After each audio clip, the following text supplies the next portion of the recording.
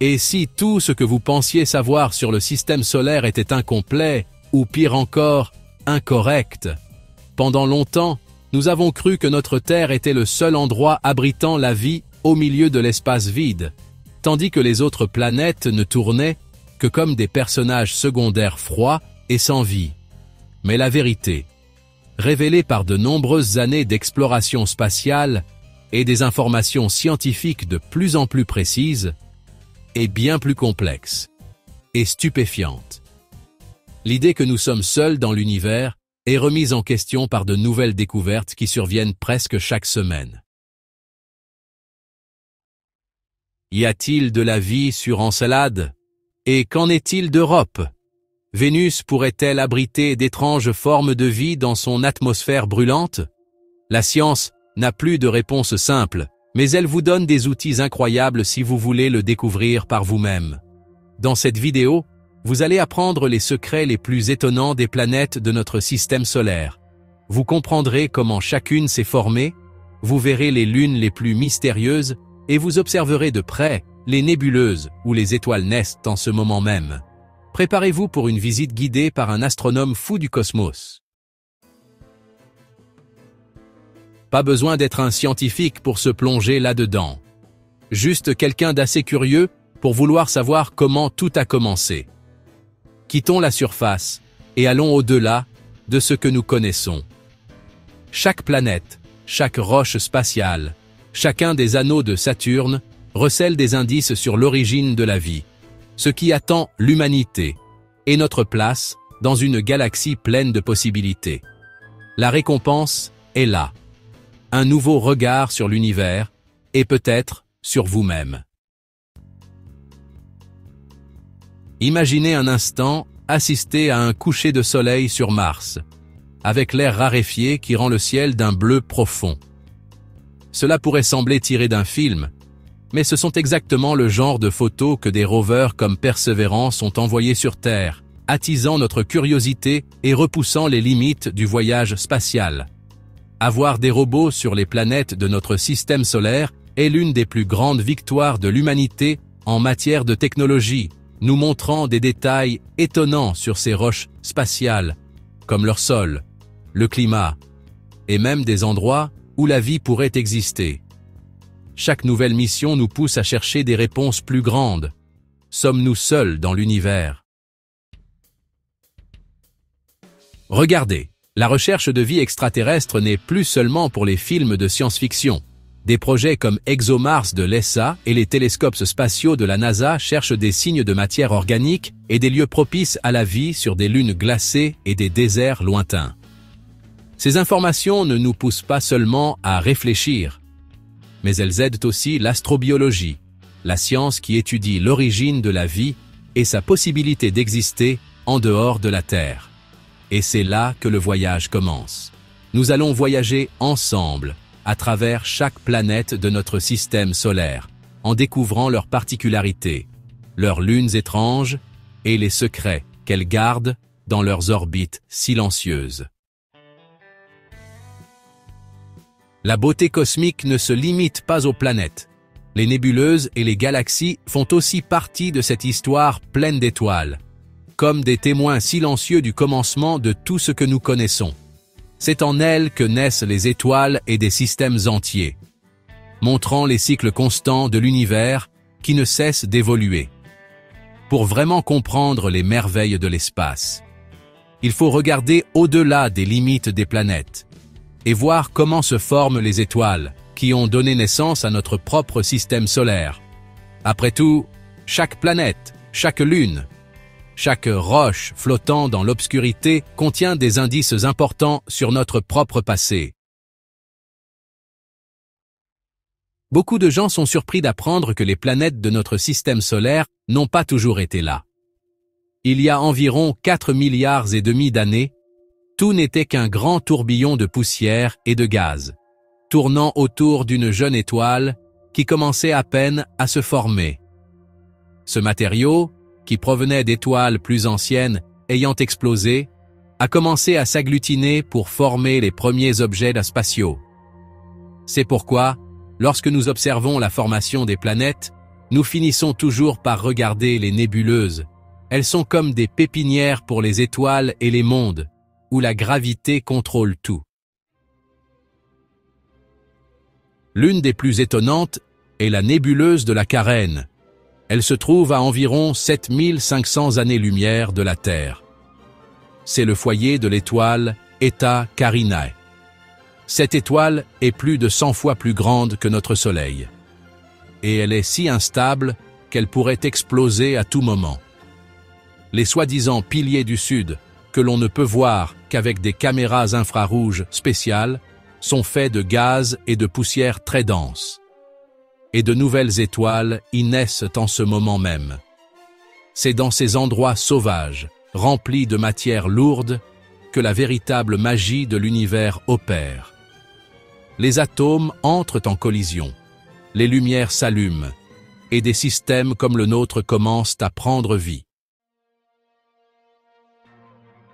Avec l'avancée des télescopes spatiaux comme le James Webb, nous pouvons explorer ces lieux avec un niveau de détail inédit. L'observation de la lumière émise par ces objets nous aide à comprendre le passé lointain de l'univers et son évolution. Découvrir comment les étoiles naissent, vivent et meurent nous aide à comprendre non seulement les galaxies, mais aussi ce qui adviendra de notre propre système solaire. Pour quiconque souhaite approfondir, je suggère de consulter le travail de Carl Sagan, en particulier Cosmos, qui illustre la grandeur de ces phénomènes avec une beauté et une précision remarquables.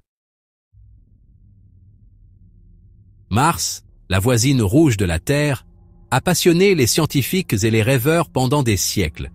Elle fait la moitié de la taille de la Terre et son atmosphère est presque entièrement composée de dioxyde de carbone. Ces conditions sont extrêmes, mais fascinantes. Sa surface est recouverte d'oxyde de fer, ce qui lui donne cette couleur rouge caractéristique. Le jour, les températures peuvent approcher le point de congélation, mais la nuit, elles chutent à un glacial moins 85 degrés Celsius. Même avec tout cela, les calottes polaires et les signes d'eau salée suggèrent que Mars a pu abriter, ou abrite encore, de petites formes de vie. Deux lieux attirent particulièrement l'attention. Hellas Planitia, l'un des plus grands cratères d'impact connus, et Valles Marineris, un système de canyons s'étendant sur plus de 4000 km. Imaginez un grand canyon 20 fois plus large et plus profond. De plus, Mars abrite le mont Olympe, le plus grand volcan de notre système solaire, atteignant une hauteur impressionnante de 24 km. Ces merveilles naturelles ne nous révèlent pas seulement la géologie passée de Mars, mais elles suggèrent aussi les secrets encore cachés en son sein, un puzzle que les futures missions tenteront de déchiffrer. Et c'est précisément ce mélange de rudesse et de possibilités qui motive les projets d'astrobiologie et de colonisation. Des agences comme la NASA et des entreprises comme SpaceX prévoient d'établir des habitats durables sur Mars. Elles utiliseront ce qui est déjà sur place et testeront de nouvelles technologies pour des séjours de longue durée. Quiconque souhaite se tenir au courant de ces avancées peut consulter les informations publiques de l'orbiteur de reconnaissance de Mars. Ou même faire un voyage numérique vers la planète avec l'outil Mars Trek, qui est gratuit. Après tout, lorsque nous étudions ces caractéristiques planétaires, nous ne regardons pas seulement un monde lointain, nous regardons aussi ce que les gens peuvent et ne peuvent pas faire.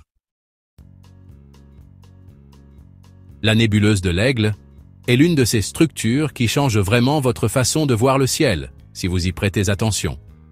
Elle mesure environ 95 années-lumière de haut et elle abrite les célèbres piliers de la création. Ces piliers sont des points denses d'hydrogène et de poussière, où les étoiles sont littéralement en train de naître en ce moment même, pendant que nous parlons. Ce processus, appelé effondrement gravitationnel, est la façon dont les étoiles et, ensuite, les planètes se forment. Lorsque ces nouveaux soleils apparaissent, ils émettent des radiations et du vent stellaire, modelant leur environnement et dispersant la nébuleuse qui les a créés. comme si le berceau était retiré après la naissance du bébé. Il est difficile d'imaginer les tailles réelles dont nous parlons, mais essayez d'imaginer ceci. La distance entre la Terre et Neptune, la planète la plus éloignée de notre système solaire, est d'environ 4,5 milliards de kilomètres. Même cette énorme distance est minuscule comparée à la taille des nébuleuses. Certaines s'étendent sur des centaines d'années-lumière, comme de véritables sculptures de gaz flottant dans le vide spatial. Ces objets spatiaux ne sont pas seulement beaux à regarder, ils nous donnent aussi des indices importants sur la façon dont les éléments chimiques se distribuent et comment les différents systèmes solaires ont pu commencer dans des endroits totalement distincts. Neptune, par exemple, même si elle est froide et lointaine, fait partie de cette chaîne d'événements qui commence dans les nébuleuses. Avec sa couleur bleu profond, due au méthane dans son atmosphère, ce géant gazeux présente d'étranges aurores, de grandes tempêtes et de faibles anneaux que la plupart des gens ne remarquent même pas. Et sa lune Triton, contrairement à la plupart des autres lunes, orbite la planète à l'envers. Ce qui nous fait penser qu'elle a pu être capturée par Neptune et non formée sur place. Les geysers de glace observés sur Triton, qui projettent des matériaux à des centaines de mètres de haut, sont des indices importants sur ce qui se passe à l'intérieur. Et peut-être sur des possibilités de vie que nous ne comprenons pas encore. Le Soleil, ce disque brillant dans le ciel, est bien plus que la simple source de lumière du jour. C'est l'ancre gravitationnelle du système solaire, responsable de maintenir toutes les planètes en orbite, y compris la Terre, qui voyage autour de lui à une distance moyenne de 150 millions de kilomètres. Actif depuis environ 5 milliards d'années, le Soleil convertit plus de 600 millions de tonnes d'hydrogène en hélium chaque seconde dans un processus connu sous le nom de fusion nucléaire. Cette énergie ne fait pas que chauffer les planètes, mais elle contrôle la vie et les cycles climatiques de notre monde, permettant à la vie, telle que nous la connaissons, de s'épanouir. Maintenant, parlons de la Terre. Elle est sortie de nulle part, d'un grand désordre. Elle est née de la collision de planètes, de lave chaude qui se refroidissait et d'un tas de gaz qui ont formé l'air autour d'elle. Mais ce qui a vraiment formé la Lune, c'est une collision énorme. Une roche géante, de la taille de Mars, a frappé la Terre. Tous les morceaux de ce choc se sont rassemblés autour de notre planète et ont formé la Lune. Maintenant, cette lune contrôle les marées de l'océan et affecte même le comportement de certains animaux. La lune mesure plus de 2000 miles de large et sa surface est pleine de cratères, couverte de poussière et de roches. Et elle a ses zones sèches et plates où il y avait autrefois de la lave. Qui pense que la lune n'est qu'un rocher mort se trompe. Des études sismiques ont montré qu'il existe des lunamoto, qui sont comme des tremblements de terre sur la Lune. Cela signifie qu'il y a encore de l'action à l'intérieur d'elle. De plus, les météorites continuent de la frapper constamment, changeant son apparence et nous incitant à en apprendre davantage à son sujet. Des projets comme Artemis de la NASA visent à ce que les humains vivent là-bas pour toujours. Ce n'est pas seulement un pas vers Mars, mais un nouveau lieu pour observer et apprendre la science. Ces trois éléments, le Soleil, la Terre et la Lune, travaillent ensemble d'une manière belle et délicate. Ils sont comme un cœur qui bat dans l'univers en constante évolution. Si la Terre et la Lune forment une équipe avec le Soleil, Vénus est comme leur sœur jumelle, mais avec une ambiance totalement différente. Elle a presque la même taille que la Terre et est faite de roches. Mais Vénus est l'une des planètes les plus difficiles à vivre de notre système solaire. Son atmosphère est principalement composée de dioxyde de carbone, avec d'épaisses couches de nuages d'acide sulfurique, ce qui la rend super chaude, à environ 465 degrés Celsius. On ne peut même pas voir le sol, juste un épais rideau qui renvoie presque toute la lumière du Soleil, ce qui rend Vénus super brillante tout en étant un peu cachée. Malgré tout, on parle de vie possible dans les parties supérieures de l'atmosphère de Vénus, là où les conditions sont moins extrêmes. En 2020, la découverte potentielle de phosphine, une molécule liée à la vie qui ne nécessite pas d'air, a de nouveau mis les scientifiques en émoi. Bien qu'ils soient encore en train de vérifier ces chiffres, cela montre l'importance de l'astrobiologie pour découvrir l'inattendu sur d'autres planètes. Vénus aurait pu être un endroit où la vie aurait pu exister par le passé, comme une Terre alternative qui a pris un très mauvais chemin. L'étudier, c'est comme se regarder dans un miroir déformant de notre propre planète. Et puis, nous avons Pluton, qui était autrefois la 9e planète. Elle est maintenant appelée planète naine. Elle est très éloignée dans la ceinture de Kuiper, à plus de 3 milliards de miles de la Terre. Pluton est un endroit petit, glacial et étonnamment complexe. Lorsque la sonde New Horizons est passée près d'elle en 2015, elle nous a montré un monde avec des montagnes, des plaines gelées et peut-être même des volcans de glace. Sa surface, remplie d'azote et de méthane gelé, démontre que même les plus petites choses de notre système solaire ont des histoires géologiques riches que nous ne comprenons pas encore entièrement. Pluton n'est pas seul. Autour de lui, il y a des dizaines d'objets similaires, comme Makemake, Haumea et Eris. Tous des corps de la ceinture de Kuiper qui défient les anciennes façons de classer les choses en astronomie. Plus près de la ceinture principale, entre Mars et Jupiter, nous avons Cérès, une autre planète naine avec ses propres particularités. Il a des dépôts de glace et pourrait même avoir un océan sous sa surface, ce qui en fait un véritable candidat pour la recherche de vie microbienne. Ces découvertes montrent que lorsque les planètes se sont formées, il y avait beaucoup plus de variété que ce que les gens pensaient au début de la science. Ces mondes extrêmes, avec leur air toxique ou leur surface gelée, ne nourrissent pas seulement la science, mais aussi, bien sûr, notre imagination. Quand nous apprenons de Vénus et Pluton, nous réalisons que la vie, en tant qu'idée, pourrait exister dans des lieux et sous des formes totalement différentes de ce à quoi nous sommes habitués, vous savez. Et c'est à cette limite entre le difficile et le possible que nous trouvons les lunes de Saturne, en particulier Titan et Encelade, qui sont devenues les nouvelles stars de l'astrobiologie en raison de leur composition et de leurs océans cachés. Après avoir traversé les parties glacées de la ceinture de Kuiper, nous tournons nos regards vers un véritable géant du système solaire, Saturne. Il est connu pour ses anneaux impressionnants, faits de glace, de poussière et de roches. Saturne est la 2e plus grande planète de notre système, avec plus de 120 000 km de diamètre. Bien qu'il semble majestueux, c'est un géant gazeux composé principalement d'hydrogène et d'hélium. La beauté cosmique de ces anneaux est évidente, mais ce qui passionne vraiment les scientifiques est caché parmi ces lunes, surtout Titan et Encelade. Titan, la plus grande lune de Saturne, est un monde doté d'une atmosphère dense et orangée, principalement composée d'azote. C'est le seul satellite naturel que nous connaissons avec des rivières, des lacs et des mers, mais pas d'eau, plutôt de méthane liquide.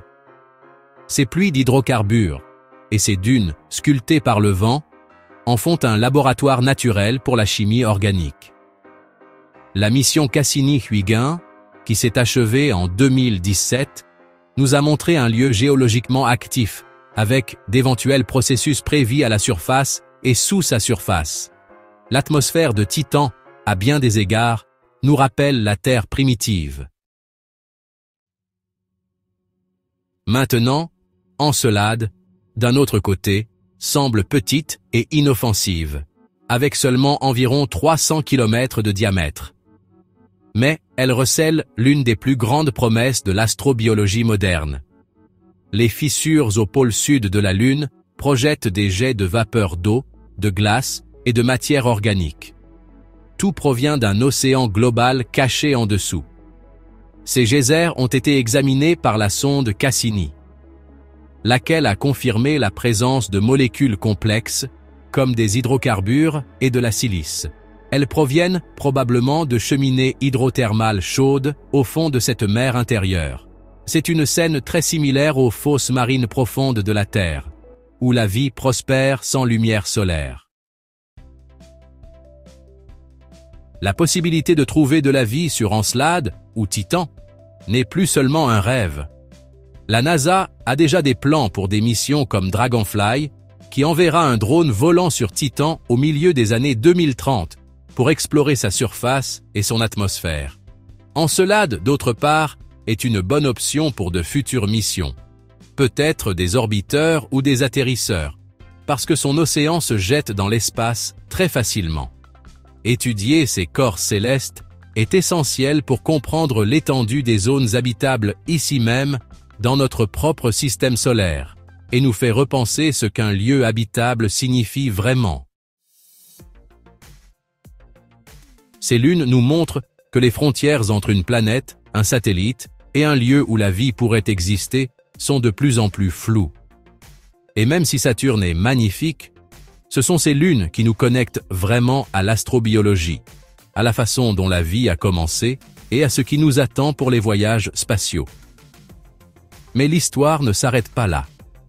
Quand nous allons vers Jupiter et Uranus, nous découvrons que ces géantes gazeuses ont encore plus à nous montrer, non seulement parce qu'elles sont immenses, mais aussi à cause des mondes qui gravitent dans leur ombre silencieuse. Si Titan et Encelade nous font rêver en grand sur les lieux où la vie pourrait émerger, Jupiter, elle, élève tout à un niveau complètement nouveau. Avec un diamètre de plus de 140 000 km, ce géant gazeux est la plus grande planète de notre système solaire. Et remarquez, son champ magnétique est 14 fois plus puissant que celui de la Terre. Son atmosphère est composée d'hydrogène, d'hélium, d'ammoniac et d'eau, où sévissent des tempêtes massives, comme la Grande Tache Rouge, un ouragan de la taille de la Terre qui est actif depuis des siècles. Mais c'est dans ces lunes que réside le véritable trésor pour l'astrobiologie. Uranus, bien que moins étudié, recèle des mystères encore plus profonds. C'est une géante gazeuse inclinée de presque 90 degrés par rapport à son orbite autour du Soleil. Ce qui signifie qu'elle connaît des saisons extrêmement longues, qui peuvent durer des décennies. Sa couleur bleu-vert provient du méthane présent dans son atmosphère. Mais ce qui est encore plus intéressant, ce sont ses 27 lunes. Et les anneaux sombres qui l'entourent, presque impossibles à observer avec des télescopes ordinaires. Parmi ces lunes, Miranda se distingue par sa surface qui semble avoir été sculptée par de profondes fissures et d'énormes falaises. Une roche spatiale qui semble avoir été démantelée et réassemblée lors d'un événement cataclysmique il y a très longtemps. Avec tous ces mondes en orbite autour d'étoiles lointaines et gigantesques, il est facile d'oublier que le système solaire n'est qu'un parmi des milliards.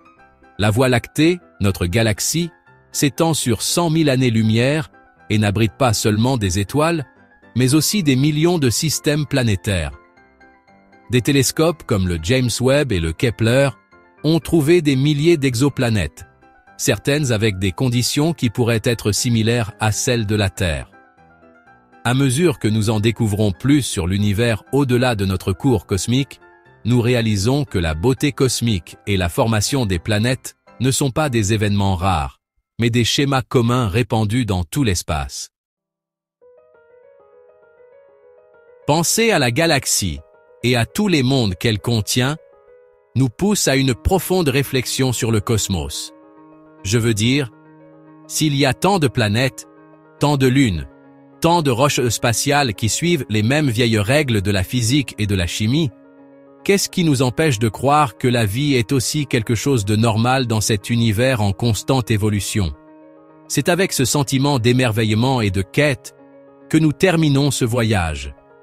Mais le vrai voyage ne fait que commencer pour quiconque souhaite regarder de plus près, étudier plus profondément et peut-être, un jour, même toucher les étoiles.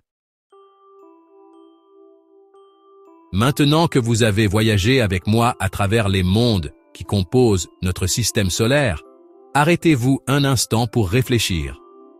Que saviez-vous réellement de l'endroit où vous vivez? Combien de fois avez-vous regardé le ciel sans imaginer que, au-delà de ce bleu, il y a des océans gelés, des volcans de 25 km de haut, des lunes avec des mers de méthane et des planètes avec des tempêtes qui durent des siècles? L'univers n'est plus un mystère lointain. Il est plus proche que jamais d'être compris. Et maintenant, qu'allez-vous faire de tout cela? Allez-vous garder toutes ces connaissances pour vous, ou allez-vous utiliser cette curiosité comme carburant pour approfondir vos recherches, poser plus de questions et observer davantage? Avez-vous déjà pensé à étudier l'astronomie plus en détail? Il existe des cours gratuits en ligne, des livres comme Astronomie, Guide de l'univers, des éditions Deka, et même des simulateurs comme Stellarium, où vous pouvez explorer le ciel en temps réel. La science n'a jamais été aussi facile à comprendre, il suffit d'en avoir l'envie. Et si tout cela vous a intéressé, imaginez simplement ce qui s'en vient. Des télescopes plus puissants, des missions vers les lunes glacées, de nouvelles découvertes sur les exoplanètes. La vraie question est, allez-vous continuer à regarder depuis la touche, ou allez-vous devenir un explorateur de la connaissance? Partagez dans les commentaires quelle planète vous a le plus émerveillé. Quelle découverte a changé votre façon de voir l'univers? Je veux savoir, et beaucoup d'autres aussi. Si tout cela vous a fait réfléchir, alors abonnez-vous à la chaîne dès maintenant, vous m'entendez? Et activez ces notifications. Ainsi, vous ne manquerez pas un seul nouveau voyage à travers les merveilles cosmiques. L'univers est toujours en mouvement, et la meilleure façon de rester à jour est avec un esprit ouvert, des yeux bien attentifs et un esprit prêt à s'émerveiller. Continuons à découvrir l'univers, ensemble.